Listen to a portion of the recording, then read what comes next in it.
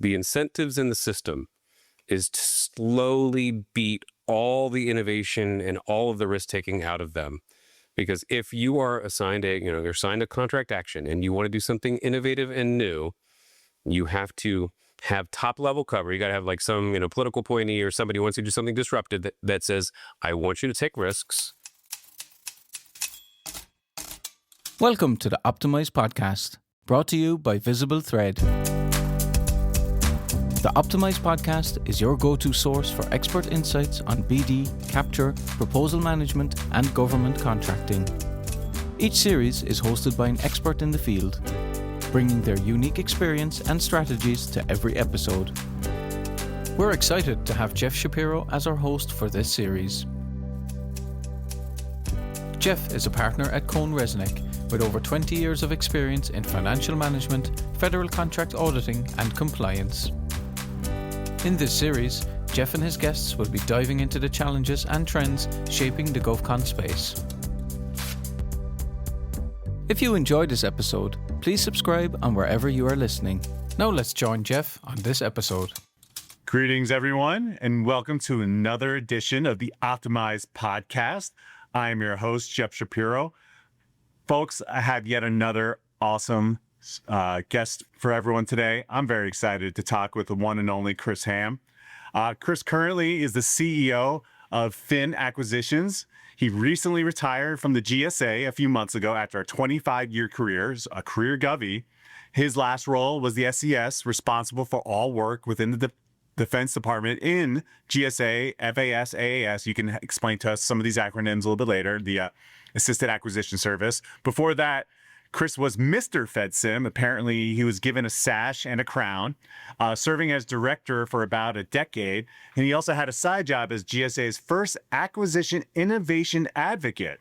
Chris is joining us from sunny Marco Island, Florida. I have been there, by the way, where his wife and two teenagers have a year-round tan. So welcome, Chris. So glad you can make it. Thank you very much. It's an honor to be on the podcast, your first podcast post-retirement. Oh, look at that. Wow, I have that honor. I'm going to have to add that to my accolades on my LinkedIn profile. So I like to start things off a little lighthearted. I mean, we have a lot of great ground to cover. There's only been a couple of changes that have happened over the last few months within the government. But first, before we get there, I just want to hear your story about how you entered the government. Why did you go straight away, go working for the government? What were you looking for? When I was in grad school, printed out on the wall, there was a job board. And in 1999, the presidential management internship was a postcard you mailed in. So I ripped off the postcard and mailed it and somehow got to a selection phase to become, a presidential management intern, later called a fellow. And we went to a job fair working for the federal government. And that job fair, they had FBI, the State Department, it's like there's all these cool jobs. So I'm confident, I was going to go change the world.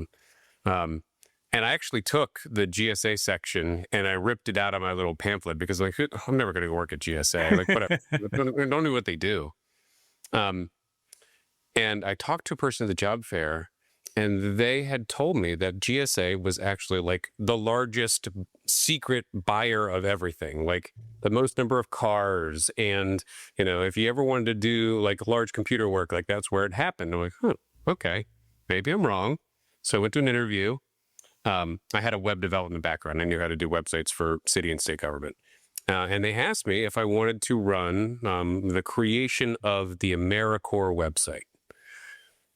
New program, for the administration. I'm 23 years old. I'm like, I can run a website for the government. This would be incredible. So I took the job. And here's how I got into acquisition. I asked when on the second or third day, could I get, could I get a server, some software that I use so I could start working on the project? And they were like, you're not going to spend, the $4,000 you think you're going to spend. The budget for this is $100,000, and you've got to write an acquisition plan, and then you've got to compete it so that companies will bid on it, and then you'll help manage it. And I was dumbfounded. I was like, wait, I'm not going to build the website. I'm going to hire the company to run the website. So then I quickly turned and said, if this is how things work, I'm going to have to go to all of these, contracting classes. I'm going to learn the language, speak fluently in FAR and RFQ versus RFP. So I shifted really quickly in the 2 years from techie to now full on like government acquisition person. Yeah. So did you end up becoming a full like 1102 contracting officer, or did you somehow go around the back door, become such a I have acquisition? actually avoided it. I have taken all of the classes to get a FACSI certification, but I also was a project manager. So I did the PMP and then the FACSIOR. So I was doing all of the different certs. Never actually signed a contract, which is really ironic because at the end of my career, I was like the designated head of contracting activity for some work. And the 1102s was like, we just couldn't believe that somebody finally gave me the pen to sign off on some of the things after who I was 25 years ago. So I speak it. I ran an acquisition organization, but I actually never did sign myself. Wow, that's incredible. Well, there you go, folks. If you want to excel in acquisitions, you do not have to start as an 1102, but I'm sure, learning a lot of the same classes that they've gone through to get the WIA type certifications or the other stuff that's out there, there's certainly a lot of opportunity to grow and to really flourish within the federal procurement community. So speaking of federal procurement, let's talk about the March 20th executive order. Was called Eliminating Waste and Saving Taxpayer Dollars by Consolidating Procurement. It aims to increase GSA's role in the acquisition of common goods and services. It also designates the GSA administrator to be the executive agent for all government-wide acquisition contracts for information technology. So there's a lot to unpack there. And I'm sure even when you first started 25 years ago at GSA, GSA has always been that sort of centralized hub. So how has this consolidation gone thus far from what you've seen when you were there and what you're seeing? I'm assuming you still have a couple of friends still there. So how are you seeing this consolidation? So first thing is going to be there are small agencies that are consolidating into GSA, and there was examples of that in the last 2 months. The second part is really around the common goods and services and the categories. And the third part is around the executive agent status of GWACs moving to GSA. So the first part. I've been out for 2 months, but we measure months in dog years now in the time of this administration. So like what I know is, very, very dated. I can tell you structurally how difficult it is. So OPM and possibly some other, smaller agencies are going to be folded in and then the centralized procurement for just those inside of GSA. Every single one has a different system and often a different appropriation. And I can tell you one thing is a universal truth in the history of contracting. There has never been a contracting officer that likes another contracting officer's work.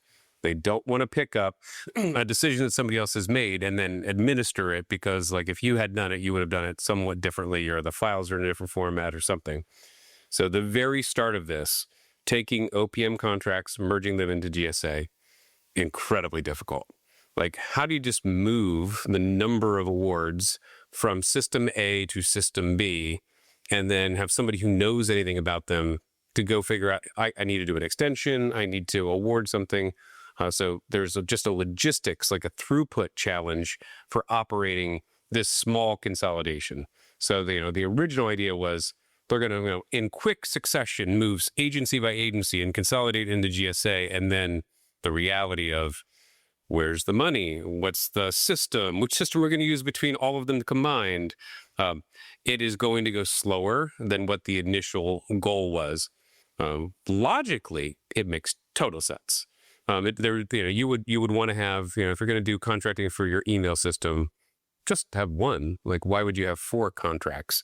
But you've got to consolidate those. You got to write a consolidation analysis to do it. So just logistically, the plan is sound, but the timetable is probably extended.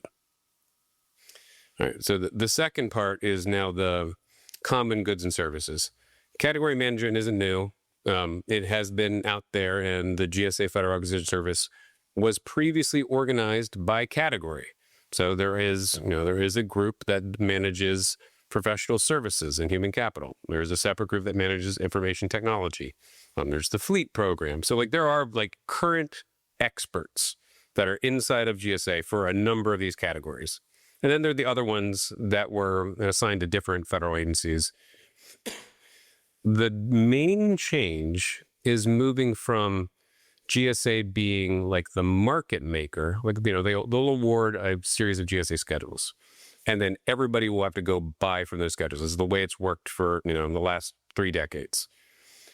And suddenly GSA is going to have more influence into who's the actual winner, and then which vehicle are you going to use in order to order off those categories.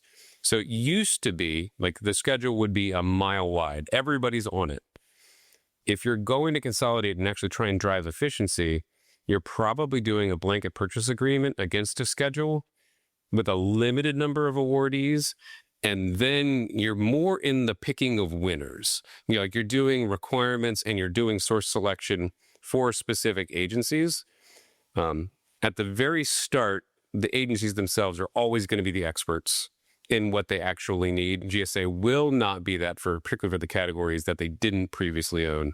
But for professional services and for IT, you're already starting to see some quick movement. Like there was the negotiating directly with OEMs. So GSA announced like significant discounts off the GSA schedule for Adobe. This will probably play later, so back in April. And there'll probably be more that are rolling out, which are, significant savings. So areas where GSA has expertise, you'll see quick movement. Areas where you're interfacing with another agency, then it'll be more interfacing with those agencies on the decisions on how you're going to negotiate significant discounts for efficiencies. Yeah. So before you get into the third category, understanding how those agencies' individual needs, whether it's cybersecurity infrastructure at that agency, whether it's the physical infrastructure, certain agencies have locations out in rural areas, others have locations in urban areas. And when you're buying certain goods and services, getting that certain customization, it's challenging, and you needing to understand, the actual agency's mission and what they need and how they can use those goods and services. I guess in some cases, some of the acquisition officials are coming from those agencies if they're not already cut.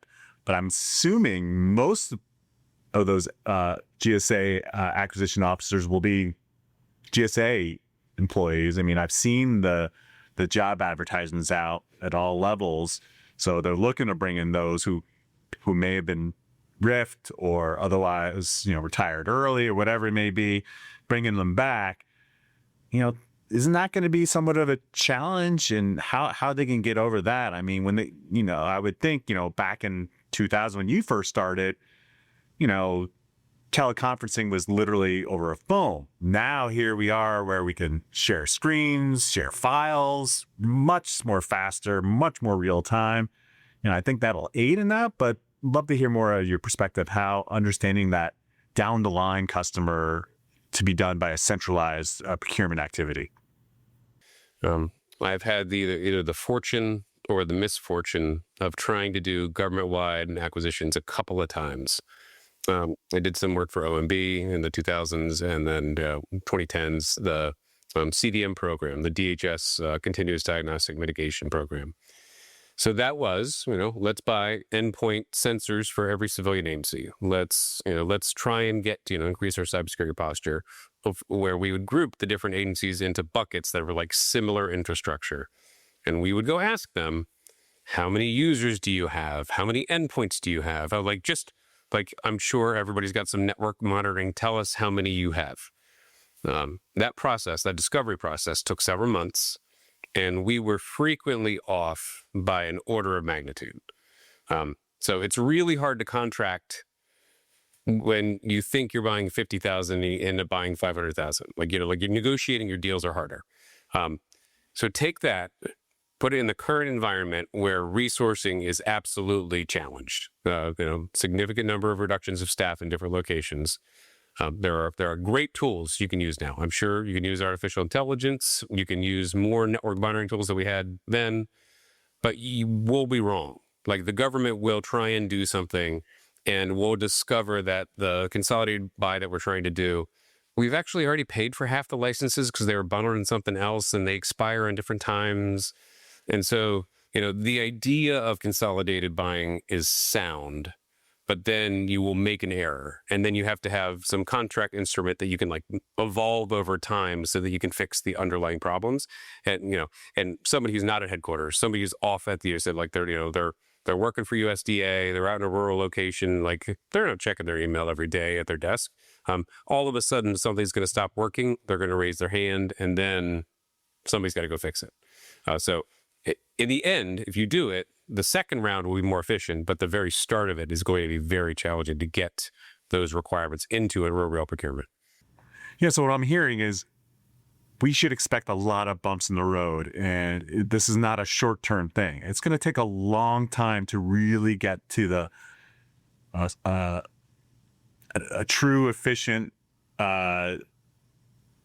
consolidated approach. I mean, like you said, you're going to find that you'll hear multiple agencies needing something very similar, but if you order the same exact thing for all three, it's not going to work quite right. So it's like, well, how do you solve for that problem? And so until all those agencies are on the same platform, and you can speak much better to ordering IT infrastructures, spending a lot of your career doing that than I can. But no one IT infrastructure, as far as I know, is created the same, no matter what rules were in place by, FedRAMP or whatever else that's out there.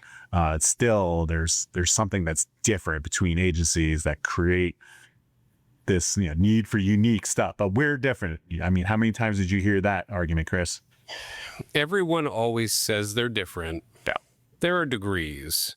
So GSA has a Google infrastructure. I recently left. I'm familiar with it. I went and signed up for my own, I'm talking to you right now through my own Google stuff. The Google that I buy is different than the Google the government buys. Like it's hosted in different environments, got to be FedRAMP and, different security rules and all of that. If you're just trying to do a basic, like two different agencies, well, some of them are in Teams, some of them are on Google Meet, some of them can't talk to each other. Like, there's just going to be weird, dumb logistics problems. Another thing that will have to shake itself out here in the budget, GSA, as part of the Federal Acquisition Service, has a large fund. It's called the Acquisition Services Fund. It is a really effective way for GSA to be a market maker. They can go out and buy all the cars and then charge the cars back to the individual agencies. So if you're consolidating in the 26 budget, is the money going to the agency or is the money going to GSA? And is it going to be conducted out of the Acquisition Services Fund, or is there a new fund?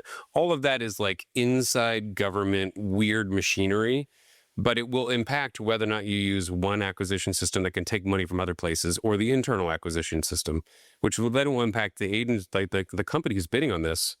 Are you bidding on a GSA job or an OPM job? Are you getting invoice instructions from a GSA job or an OPM? Like just basic logistics. You're going to have to really keep your eyes on it to see how it's going to be conducted. Exactly. You got to pay attention and be ready to do something what you're not used to doing before. I think that's absolutely right. And we're all sort of going to be learning this real time, and we'll get to the RFO stuff later. But that's what a lot of this is going to be all about. So let's go back up to the original point about the stuff that's consolidating. And I interrupted you before you got to talk about GWACs and how do you see them being impacted? So by the time this airs, I'll probably be wrong. That's fine. Let's talk about why GWACs exist and then how that likely leads to some future consolidation. So in the before times, before I joined GSA, the creation of GWACs, there were places that needed higher end technical talent. So there was some sort of thing, I think it was called the Mayflower Compact, where they signed where these four agencies were going to have the authority to go do their own, GWACs. I saw a picture of it. I think it's 94, probably wrong, but way back. So that's like how NASA got SEWP. That's how NIH got specialty for 9-pack things. And GSA did a bunch of the larger ones that now are in the family of like Alliant 2 or VETS or Polaris. So these were things where each agency had some, discrete scope area that they needed to go solve a problem. So at GSA for decades, I was a massive fan of the NASA SEWP program. The NASA SEWP program was incredibly fast. If I needed to get a product that was like not necessarily on the SEWP vehicle, but somebody needed to add it, they did it in like 24 hours. It was spectacular. I did not have that same experience with some of my own contracts. And so, as a buyer, I would, get into trouble because I would choose to use NASA SEWP instead of using the GSA schedule. But it wasn't on it, so my buyer trumped it, and we were just going to go do it. The NASA SEWP program will have significant difficulty existing inside of GSA. The SEWP program has a limited number of awardees that are really focused on very fast turnaround. And you contrast that with the GSA schedule, which is a market maker for everything. It is a mile wide and SEWP is a mile deep. Inside of GSA, there is incredible pressure to focus on compliance. We have to make sure the provenance of every article is TAA compliant, it is BAA compliant, it is listed on the GSA Advantage or on the eLibrary as accurate. That level of detail forces you to be slower, contrasting with like only dealing with, I don't know how many awardees are on SEWP. So if this new plan, which is to, the GWACs are going to have the authority transferred to GSA, SEWP is going to have real extreme difficulty existing as it is inside of GSA. I hope it does. I hope they find a fast lane. I hope they keep the branding, the ducks. I hope Joanne continues to run it. Like it's everything that is right about doing things fast, but it's unlikely to continue the way it is if GSA is administering. Just nature. So how do we pick that up? I mean, that has been the administration's preference. Like, buy fast, buy effectively, and don't waste money, don't pay too much. Like SEWP seems to have that model. Why is that not easily recreatable? And sounds like, is it just the culture, or is it truly the rules? No, it's not the rules. Okay. It's the pressure. Okay. I was on the buyer side for IT for large services. So go back to like the Millennia contract, the Alliant contract.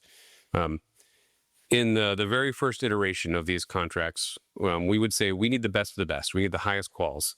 And there might be something like 10 or 12 awardees. And they had the same terms and conditions. We had a general understanding of how the bid and proposal process would work. And it was very fast.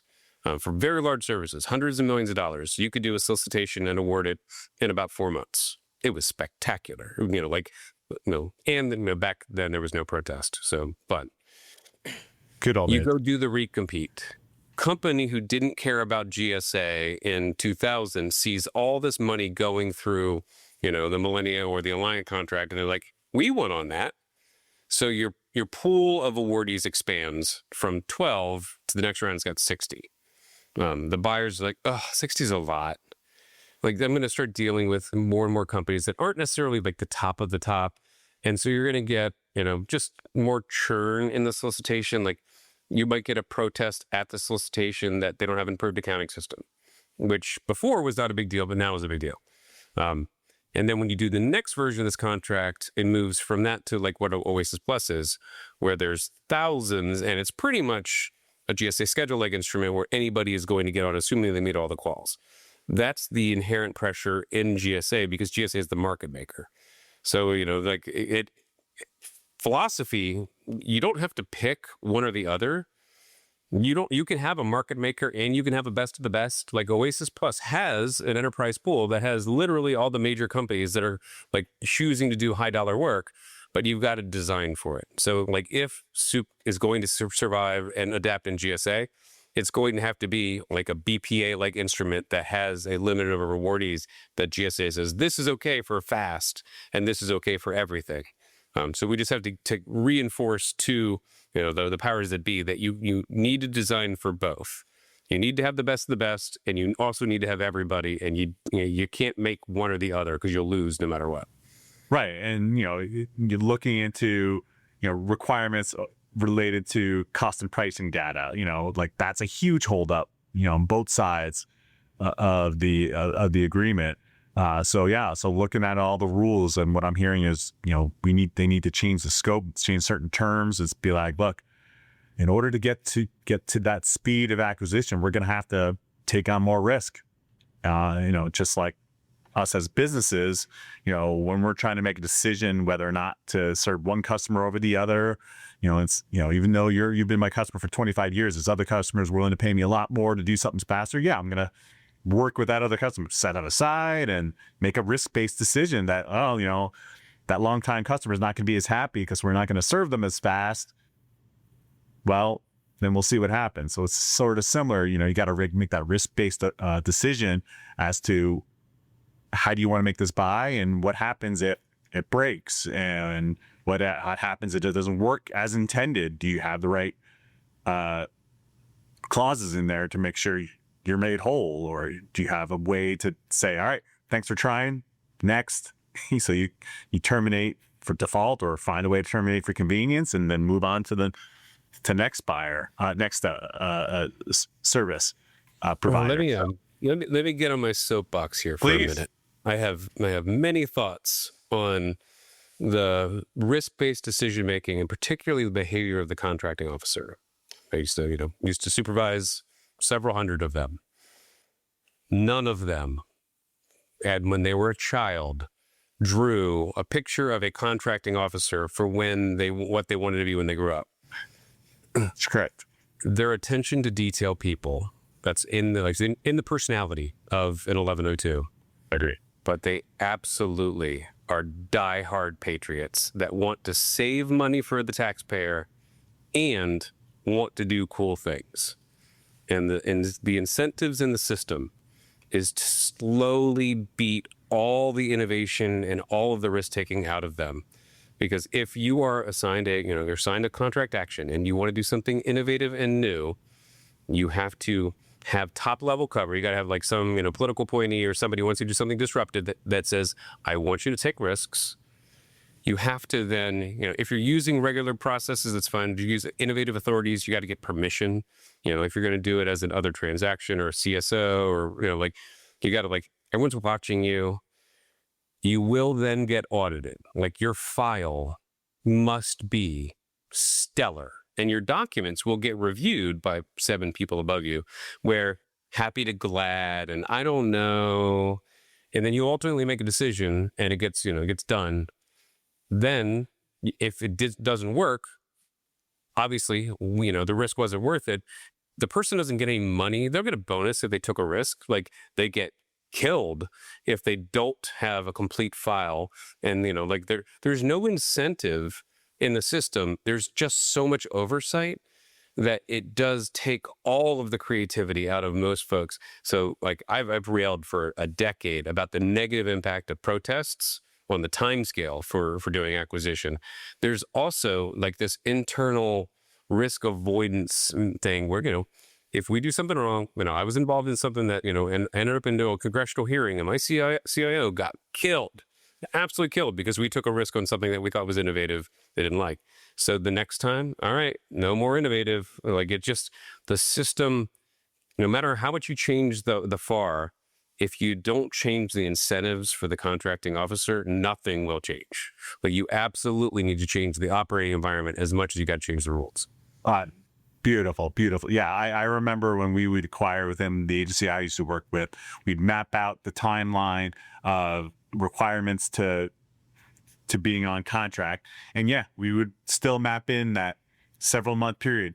Here's the potential protest period. Let's just include it. So, when we end up delivering, we can tell our customers this is when realistically when this is going to happen. And then if it happens not to be protested, great. We under promised, over delivered. Great. And everyone's going to be happy in that situation. But that's terrible to essentially say, oh, we got to count on that protest. The incumbent wants to get that bridge contract to tide things over, or whatever the reason may be for that protest.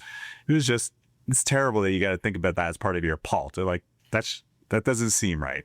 So to your point, changing the incentives, I love that. I mean, I've seen arguments all over the place that, maybe the FAR just should be use your best business sense in acquiring the goods or services that your agency needs.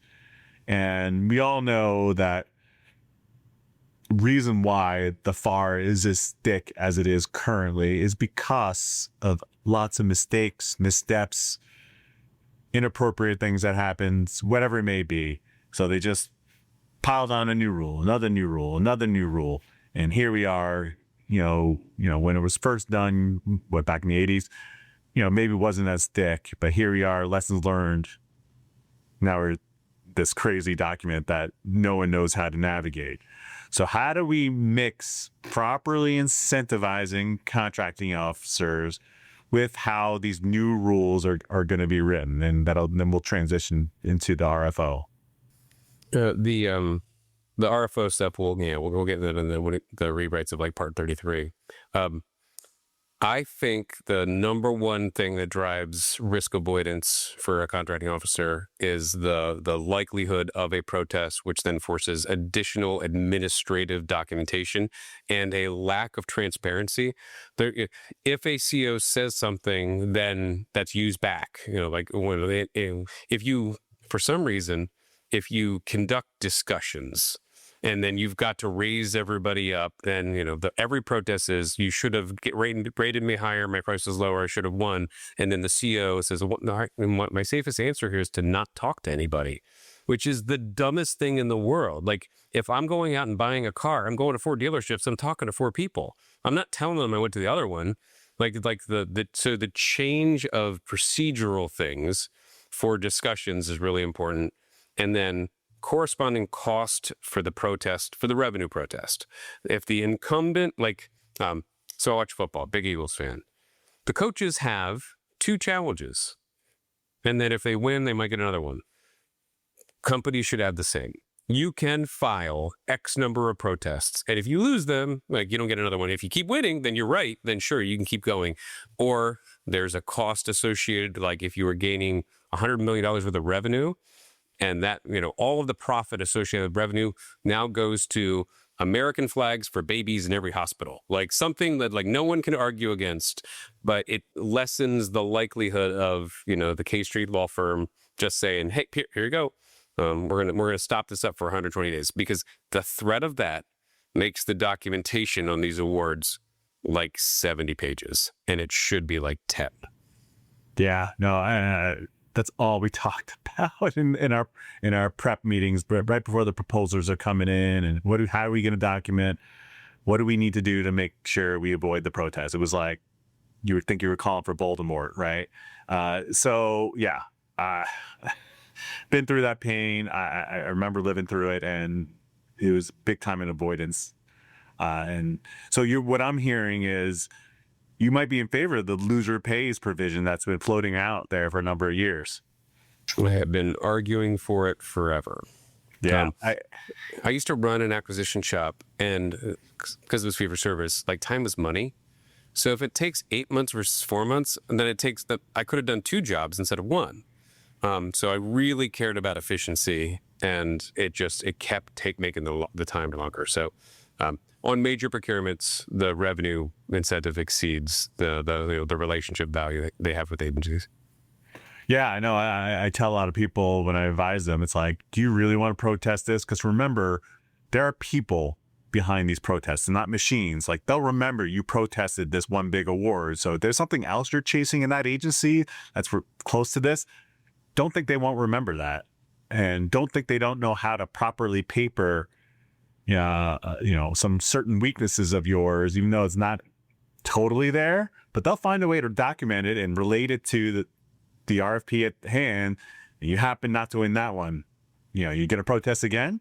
So you got to remember that people are behind every single acquisition right now. And I think it's going to be for a very, very long time, no matter how much assistance they get from technology, until we see a procurement authority official is a computer. there's always going to be someone behind it. All right, so let's go. Sorry, go one more ahead. thing. Comment on that. This is just fun. In the history of my entire federal acquisition career, a company that has protested has never won the resulting corrective action on anything I've ever done. Wow. And that completely reinforces your point. It's almost like, like after you've broken up with your ex is saying, "Are you sure?" Like, "I'm pretty sure. Like, we were sure the first time, but now the more that you're pressing on me, I'm really sure now." That's very interesting. Yeah, because what'll happen is that GAO report will come out every year saying, "Yep, 40 whatever % of protests, ended up in action."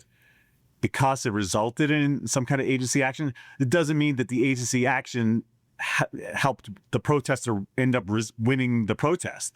I don't know how many studies have been done along those lines, but to your personal experience, that number is probably a very low percentage. So that's very interesting that you give that perspective that, like, look, yeah, you may get an action, you may extend the time, you may cause some consternation by the companies you're competing against, but ultimately you're just pissing off the customer. You're likely still not going to win.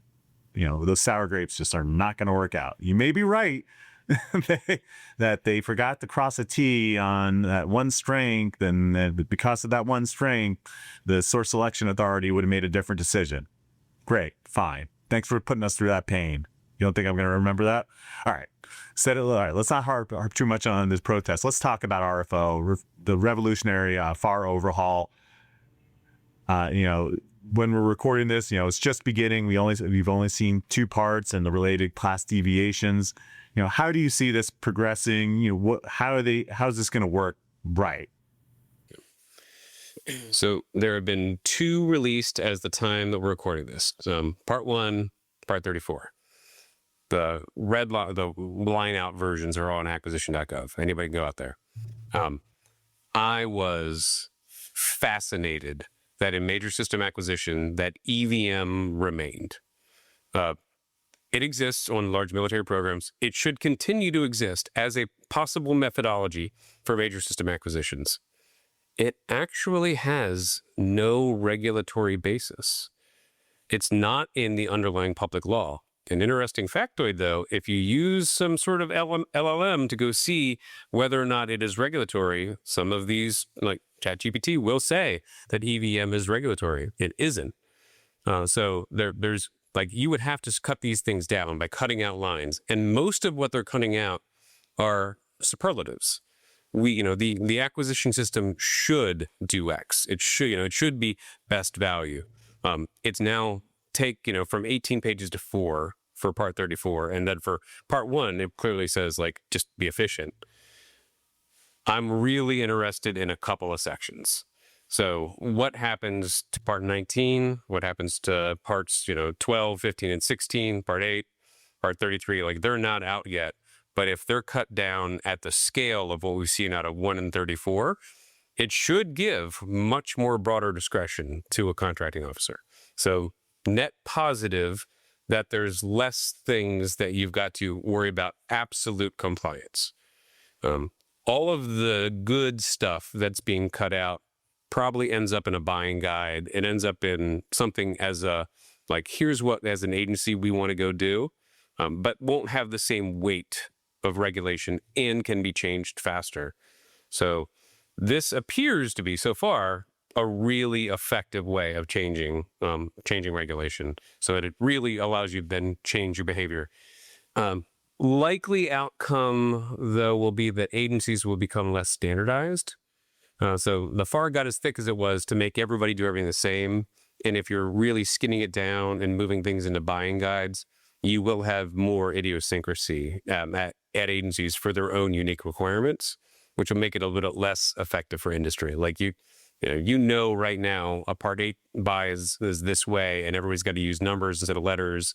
And you can, like your LSJs instead of JNAs. Like everyone knows you got to follow it this way. Right. It will get harder. And if other instruments start to become more popularized, so like commercial solutions openings or other transactions, like the other ways of buying versus regular FAR-based procurement. So it will probably mean you have to be more of an expert at how things are being done and then where they're going to be posted and how you interact with them. So like the front door will end up becoming multiple front doors for where like you could find RFPs at. Yeah, I mean, we're not going to move away from the SAM.gov approach, but to your point, we're going to write these RFPs based off of policy instead of FAR, I guess is what you're saying, or about, buying guides. So, but still, the culture for so many years that's been ingrained is what rules do I need to follow so I can get the boxes checked to make sure the council is okay with me issuing this RFP. I mean, it seems like it's got to be more. I mean, it's one thing to change the regulation. It's another thing to change the culture and the training and the behaviors. So what I'm supposing is that no matter what you change the regulation, it's still going to take a really long time to change how these contracting officers like buy goods and services. Simple as that. So there is the possibility, by no means am I like an artificial intelligence expert, there is a possibility that the use of AI tools will make this better. Okay. So the possibility of doing requirements definition.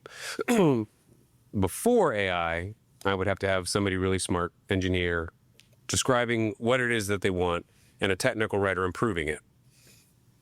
Every LLM today is better than my best expert for like creating a section C for what requirements are. So that should make it faster. Yep. Every agency will probably have tools to start doing, like, we have a template, we have a buying guide, compare document A to document B. So instead of it being a review panel of your peers, it's did you pass the check on are we compliant? So like there's definitely tools that will make it faster, whether or not there are hallucinations in it, and you still need to have a brain on top of it to make sure that you're following, you're doing it the right way. But possibility for systems should make the throughput at least where it was a couple of years ago with fewer people. Like there are absolutely fewer people pushing these things through. One of the questions we talked about before in the pre-chat was like business developers right now chasing these things. Who should they be talking to, and what should be like? Are you pursuing a GSA buy, or is it still going to be at the agency? My absolute advice for everybody right now is try and get your contract extended. There's never been a better window for saying, unexpected events, urgent and compelling, like getting another 6 months or another year is in the interest of the acquisition shop and your company. So if you're currently an incumbent on something, buying time while the government figures out the return to office mandates, which systems they're going to use, how many people are assigned to project A versus project B. Like, we don't even have a CO for that anymore. So like, can we just buy more time? So the number one sell right now is, can you give me an extension? Then yeah, I love that. Yeah. Kind of figure out where should I go do like influence the next procurement. Yeah, especially if your contract's being transferred over to GSA. It's like, you know what? I can't figure out what system your contract is, but like, let me just get a modification out to extend this while we figure this all out. I mean, that's really intriguing. I mean, I remember the days, I was in the Intel community, so stuff was still hard copy. So I'd open the 4 binder for whatever it is, the 4 folder binders, and you're looking through contract. It's old school that way. But I mean, no, now it's in theory electronic. Some are PDF, some are Word, or who knows what. And then, how you track those exact contracts. So all I'm hearing is you got to be really proactive. If you're the customer now, following around who owns your contract, keep asking those questions. Keep asking your PM, hey, who are you working with at GSA to make sure that these bills are getting paid and all that kind of stuff. And you're going to follow the people that go around with these contracts. And so be proactive. So that's I think part of what you're getting at, Chris, too. It's not only ask for more time, but be proactive and figure out what's next. I would say the secondary thing, if you can get in front of a customer, which is hard right now, if you actually can get an audience, you already the work is awarded and you have a reason to talk to somebody in your government core or your CO. there's going to be fewer of them. The incentive for them will be the next time to make the job probably bigger and probably more commercial. So just simple, think of like the acquisition system as a system. If you have 1,000 people, you can do 1,000 awards. If you have 500 people, you can do 500 awards. So those 500 awards still have to spend that $1 trillion for DoD. So that means the number, like, money still has to flow, even if we're trying to save money in other places. The consolidated requirements are likely to be a path to manage a limited number of workforce. So if you have a current award and you've got to interface with another company because it's related, and you've got to buy products from another company because they're a part of the delivery, say like, hey, can we just do all of this together as a managed service? Like, hey, it will save everybody's time and money. We won't have to bid 3 different jobs. We can make it one. We're all going to be on a team. We can do it fixed price. Like, that will be music to the ear of like, you know what? If I could do 1 buy instead of 3, that's in everyone's interest. So like any influence and shaping to making this thing outcome oriented is probably in the company's interest. Love that. I mean, now that we're returned to office, like, use your badge to find the person with the cat card, get in there and go find these folks and talk to them. That like, look, we've all talked, like, we can make this easier on you. You can do it. You don't think an acquisition official wouldn't want to listen to someone saying, what can you do to make this easy for me? What? Of course they're going to want that, because their staff has just been trimmed from 20 to 2. So I love that. So along those points, I mean, the FAR has always prioritized commercial buys. The Federal Acquisition Streamlining Act from, over 20 years ago, further emphasized that. Like, what went wrong? Like, why aren't we buying commercially as much? And now we're making it act like we haven't been. We got to buy everything off the shelf. We got to buy from the OEMs. You brought that up. Like, what went wrong and what do we need to fix? What are we missing here that wasn't going right? So there's commercial, and then there's government commercial. Please explain. So like, I would love to be able to buy any laptop, any camera, any software, like for, to be able to roll something out in the government. I talked to a number of these companies, and I'm sure it's the same thing you've had too. One of the first questions is, all right, so we want to settle the federal government. Do you have FedRAMP? Do you know what Section 889 is? Do you have a bite dance clause in it? Like, there's commercial, and then there's the, hey, can you also like tweak it a little bit for us so that we comply with a law that Congress passed, something in a National Defense Authorization Act somewhere, and then you can prove the provenance of the supply chain. That is not commercial practice. It isn't. So we're forcing the commercial market to bend to government requirements, and then we're yelling at the acquisition workforce saying, why aren't you buying it commercially? I'm like, well, because the commercial companies don't want to sell it to us that way. So they got to use some sort of aggregator reseller kind of model so they can stay in compliance with us. And then we got to pay to make the changes so that it's commercial, but it's like working inside of like GSA or FDA or NASA or wherever else. Everybody wants the same outcome, but we have so many administrative steps to get there that you have to really focus on like FedRAMP for everybody. And government pays for it. Like, we have a hosted environment, and you can put it in there, and anybody wants to plug in, great. Because otherwise, you're never going to get a small business who wants to do tech work with the government, but also sell commercially, because it costs too much to get FedRAMP for them. They'll just go make more money commercially. So it's just finding the way, which GSA did a lot of, to make FedRAMP an easy door to get through. Make SAM.gov's absolutely got to be easier than what it is right now. Like, there's got to be a way for you to like put all your information in one system and then connect it to the cloud, and then, all right, now you're in our network. Like that. Those are the things that would allow us to actually buy commercial. Yeah. Synchronized eBuy, all that kind of stuff. Absolutely. Well, like even eBuy. I don't even know why eBuy exists. Like, there should be one singular portal, and eBuy is one, and Advantage is another, and GSA was working on buy.gov, but there's also, the SEWP portal and whatever. Like, find somebody that just has the basic posting software and everything is there. Yeah, in theory, and I think, but when we haven't said this word yet, Doge has come in, they all saw this, they see this. In theory, it should be really easy.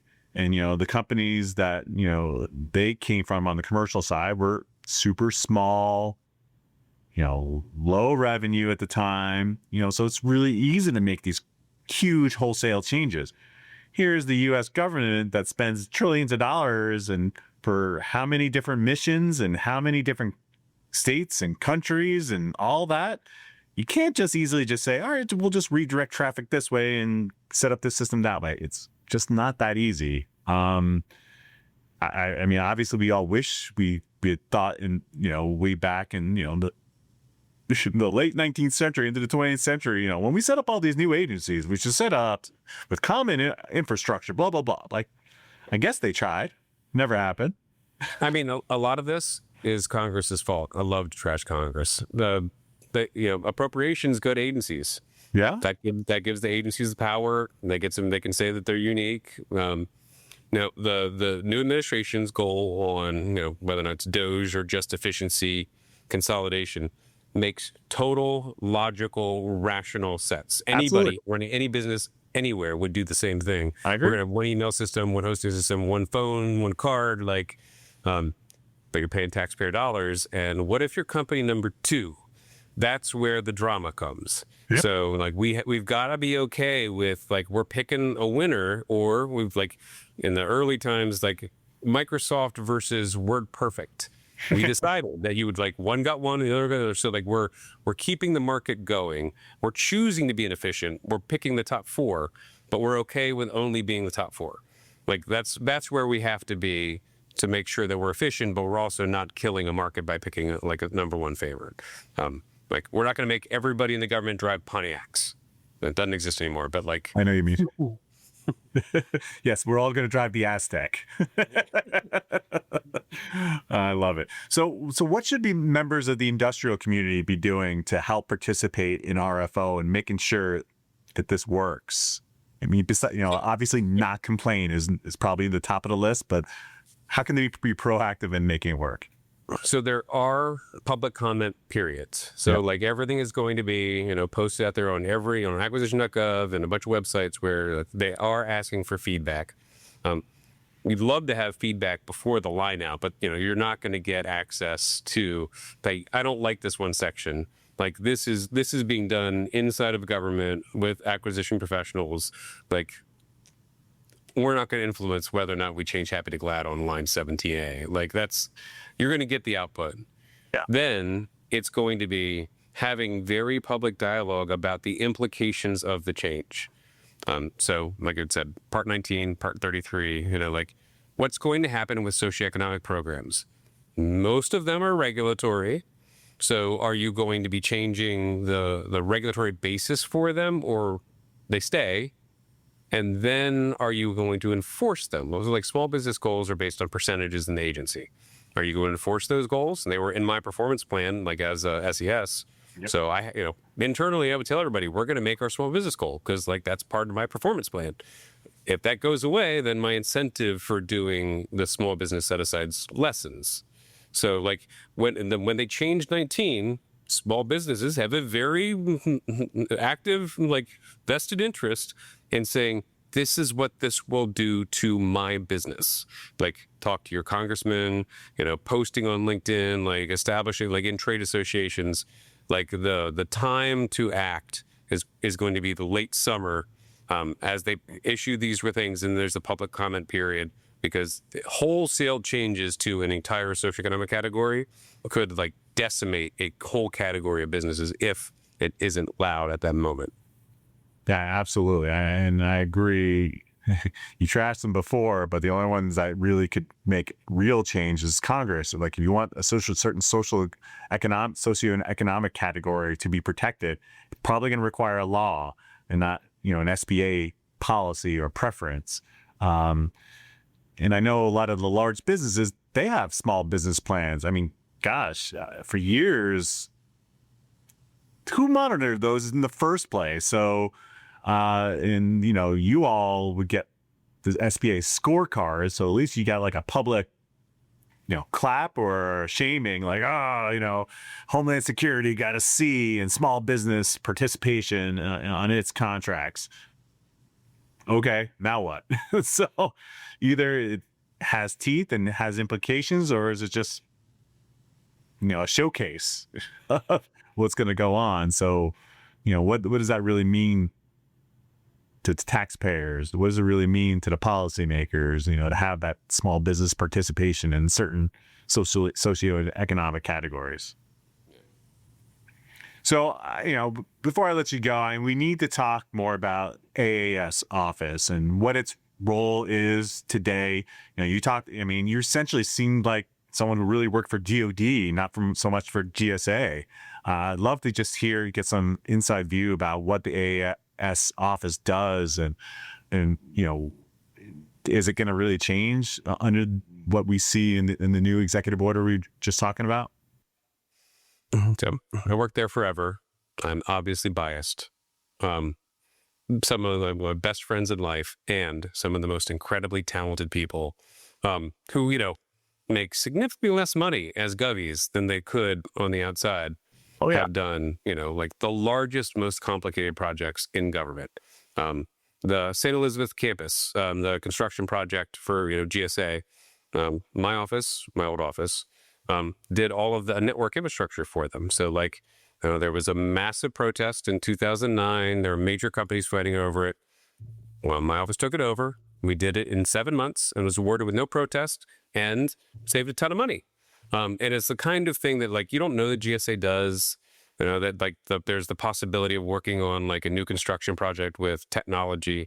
But I hired a bunch of people that came from the Pentagon renovation and they loved it. And then, then I would redeploy them to other parts, like doing, new development for, drones or ISR projects for the military. It has been the most transparent, the most consistent large federal acquisition service provider anywhere in government. It was known for not losing protests. They had a 99% protest win rate. The wave of, deferred resignation plus, some of the probationary employees, the personnel cuts, everyone in government's getting hit, and they're included. They're going to see significant personnel cuts, which will then force them to really focus. They will have to skinny up on, which customers are supporting, which kind of projects they're going to do. So it probably means less nice to have projects. Every office had, a couple of really big, really cool projects. And then you got to go do this favor. The fewer people you have, the fewer favors you have. And you will focus on the ones where you have resources that have that subject matter expertise. So they've survived, the first 2-3 months of the new administration. They are, well regarded inside of GSA. They're really going to be independent of what's happening with the executive orders. It's not going to be part of the consolidated GSA spending part. That's a different name. It's something called OCAS. So the assisted acquisition is separate from the internal procurement side. So people might get pulled into it, a former AS person's running the new consolidated things. It makes sense. So they'll be fine. They'll just be smaller. And give them a couple of years, the numbers will be back to where it was before. So I have great faith in AS in the future, and I didn't want to go. I miss it. I still say we versus them, but go to their website, give them business. They love, they'd love to do work for you. Yeah. So, that's exactly where I was going to go. Is AAS somewhere that industry should be directly, marketing towards, or is it more, let me talk with this agency. Hey, have you worked with AAS to help you streamline getting this service? Or is it a mix of both?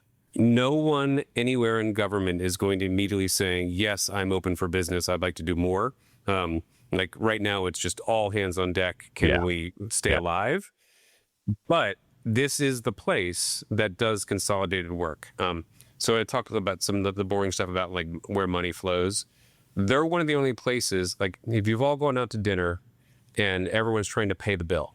And so everyone gets out their credit card, but no one person doesn't want to pay the bill for everybody. This is that place. This is the place that has the fund that can take, you take one of these federated agencies like DHS, like tons of components. Like headquarters doesn't want to carry customs money. Customs money doesn't want to carry ICE's money. GSA is built to take everybody's money and then pay the bills. So anything that is in a federated, multi-tenant, complicated thing where like everyone's got to pass the hat is the most logical place for a consolidated requirement. Well, there you go, folks. I mean, you're in business development and you want to serve multiple segments within an agency, divisions within an agency, there's your solution. Push towards it, shape the RFPs and push on it. Having that discussion is really, really important. All right. So Chris, you're now in the private sector. What are you doing? Like, what's your plan? What's the business plan besides taking over the world, like Pinky and the Brain? But same thing we do every day, Jeff. Yes, there you go. So obviously, besides having this insider knowledge, how do you where do you see yourself delivering value for your clients? So the initial answer is unsatisfying. I have massive post-employment restrictions as like a former Govy that did acquisition. So I have limitations initially where like in my cooling off period, I can advise companies behind the scenes. I mean, zero representation back to the government, but I can generally say, here's what's going on in GSA and you want some strategy. You want to talk about where you could possibly grow or respond to the shifts that are happening in RFO. So ordinary consulting. I am starting to build a capture practice that's pursuing named opportunities. There's a lot of talent that just left government. Anybody who's out there who's looking for that market, independent of like talking to me and my company, like there are smart people that are out there on LinkedIn, open to work for like who will really help you go capture work. So I'm going to start doing that. And then the third thing is kind of fun, working with small businesses. I used to do a lot of SBIR work. So SBIR phase 3s, startup companies that are trying to sell directly to the government, working with them on like, hey, there's an RFI for this, or there's a CSO for that. And they don't know what SAM.gov is. They don't know like basic how to go interact with GSA. So me and a couple of people, we will help them get through the wickets for like, should you pay attention to this? Is this an opportunity? Or like you want to form a contract with the government? Here's what they mean. Like we can translate government speak into business speak for somebody who's never even considered it. Yeah, I love it. Look, there's a ton of money out there, no matter what you're hearing out in the press. The government needs to get stuff done. We need to protect our warfighters. We need to improve services to taxpayers. We need to keep our veterans healthy. I mean, you name it, the federal government is still doing it. It's just going to be different in how it's going to be done. And hopefully SBIR gets a permanent renewal, by the way. It's a great program to try something totally new that you'd be afraid to do with just your own dollars. You get this essentially free seed money to try out an idea to commercialize. It's a great way to, try that new encryption method, that great new service that no one has ever thought about. Whatever it is, look for those topics issued by lots of different agencies and see if that's something that your company could take a shot at. And, in many cases, especially the phase 1s are pretty much risk-free. But by that time you get to that phase 3 is where the real money could really amp up. I mean, do you see since you brought it up, I won't let you go then quite yet, do you see that kind of direct award process going away? That's become like a really dirty phrase. No, I think the SBIR mill stuff was overblown. The SBIR program is exactly what like America needs for disrupting itself. So the majority of like the really cool innovations that like people know about came out of direct funding from the government. Like the internet we're talking right now, the Roomba came from a SBIR. So when I'm allowed to later, I will be actively involved in submitting responses back to SBIR solicitations, because the ability to have your own proprietary, your own intellectual property, your own solution, and have a non-competitive, directed, authorized sole source for 20 years is the most incredible gift a company can have. So that is an absolute business area that everyone should be paying attention to. I do think it gets reauthorized. And then the onus is on the company. Go sell. Go convince somebody that your technology is worth giving a shot. Yeah, I love that. No, we could do a whole separate hour on that alone, Chris. I love that program. It's got a great future ahead of it. I really hope it's permanently reauthorized, not just reauthorized, but permanently reauthorized, so we don't have to keep worrying every year about whether or not it's going to continue going. Hey, listen, Chris, this has been really awesome. We talked a lot about, with all the changes here with these executive orders, that contracting officers, the incentives need to change. The rules may change, but they need to be incentivized to take that risk. Make a mistake, fail fast, and then adjust appropriately. Better discretion, broader discretion, and, just understand that there are fewer acquisition officers. What can you do if you're in the supplier category? What can you do to make the contracting officer's job easier? Any other takeaways you want to make sure people have heard during our talk here, Chris? Just that tonight, well, this will be played later, but go Birds. You already won a Super Bowl. That's not enough. Just one. We won 2 Super Bowls. Sorry, last year's Super Bowl. I should say it that way. I apologize. I can't forget about 1980. Am I remembering the year? No, 1980 was the unfortunate. It was Nick Foles.